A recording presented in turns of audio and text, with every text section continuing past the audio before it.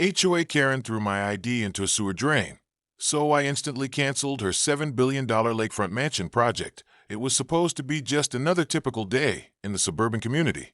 But little did I know that it would quickly turn into a battle of wills with one of the most entitled people I had ever met. I had lived in the neighborhood for a while, and for the most part, I kept to myself.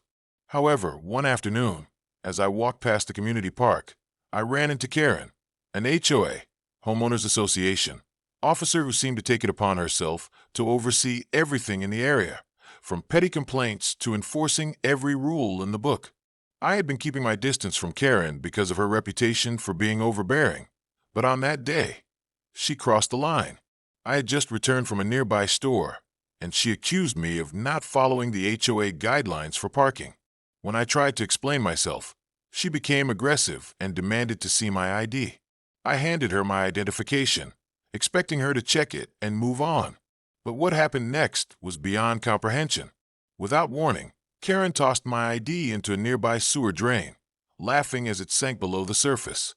In shock, I stood there, watching in disbelief as my ID disappeared. This wasn't just a small incident. She had gone too far. The real issue wasn't the ID, but the blatant disrespect and disregard for my property.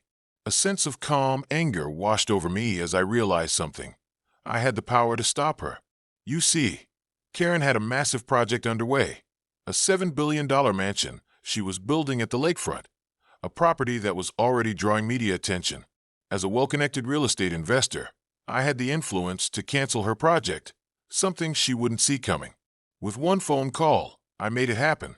I spoke to the developers and contractors involved and made it clear that I was pulling my investments and connections unless the project was canceled. Karen had no idea that this was coming. Within hours, her grand vision of a multimillion-dollar mansion crumbled, and so did her pride. It was a small victory, but sometimes you have to stand up for yourself. And for Karen, it was a lesson she would never forget.